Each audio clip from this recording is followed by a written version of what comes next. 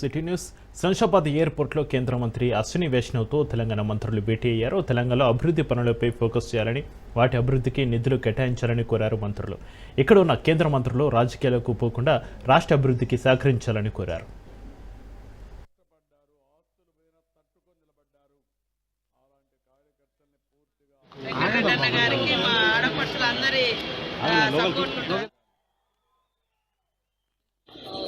రైతులు ఏదైతే ఒక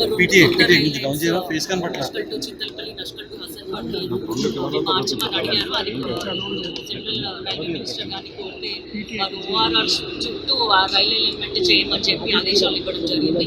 అదేవిధంగా కాసిపేట్ డివిజన్గా కూడా అప్గ్రేడ్ చేయాలి అని చెప్పి మంత్రి గారు కోమటిరెడ్డి వెంకటరెడ్డి గారు అలాగే సిద్ధంగా కొండ సురేఖ మేడం అందరం కలిసి కోరడం జరిగింది.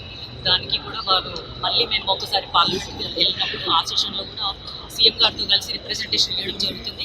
ఇక్కడున్న బీజేపీ నాయకులు ఇద్దరు కేంద్ర మంత్రులు కూడా పార్లమెంట్ కూడా రిక్వెస్ట్ చేస్తున్నాం. రాజకీయాలకు నిర్ణయం కాదు, ఏ ఎన్నికలు లేవు, మీరు కూడా మాతో కలిసి రండి.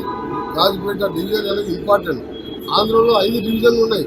మొన్ననే వాల్తేరు డివిజన్ కూడా ఏర్పాటు చేశారు.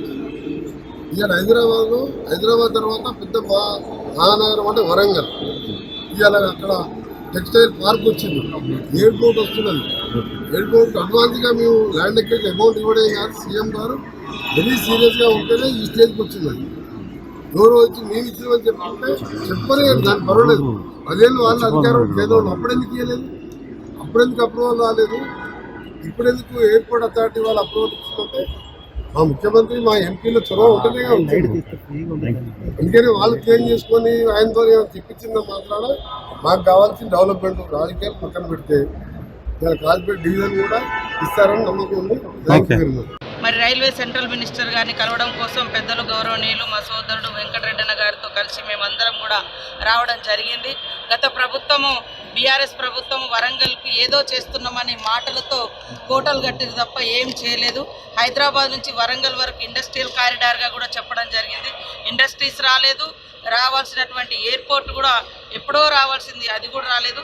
కానీ ఈరోజు ముఖ్యమంత్రి గారు అదేవిధంగా సంబంధిత శాఖ మంత్రులు కోమటిరెడ్డి వెంకటరెడ్డి గారు, మా ఎంపీలు, మా సోదరిమణి సురేఖ గారు, మేమందరి యొక్క పట్టుదల ప్రయత్నంతో వరంగల్ హైదరాబాద్ తర్వాత వరంగల్ను అత్యధికంగా అభివృద్ధి చేయాలన్నటువంటి లక్ష్యంతో సీఎం గారు పనిచేస్తూ ఉన్నారు. దానికి అనుగుణంగా ఈరోజు రైల్వే లైన్స్ విస్తరణ కానీ అదేవిధంగా మరి ఎయిర్పోర్ట్ కానీ ఇవన్నీ కూడా సాధించుకోవడం జరిగింది.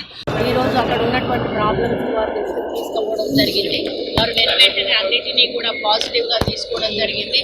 కొన్ని దశాబ్దాల కాలంగా పెండింగ్లో ఉన్నటువంటి రైల్వే ఎయిర్పోర్ట్ ఫ్యాక్టరీ అయితేనేమి, రైల్వే డివిజన్ అయితేనేమి, మరి ఇంకా చాలా మన రాష్ట్రంలో పెండింగ్లో ఉన్నటువంటి పనులు కూడా వారు చెప్పిన వెంటనే అర్థం చేసుకొని తప్పకుండా చేస్తామనేటువంటి మాట చెప్పి వెళ్ళడము చాలా హ్యాపీగా ఉంది.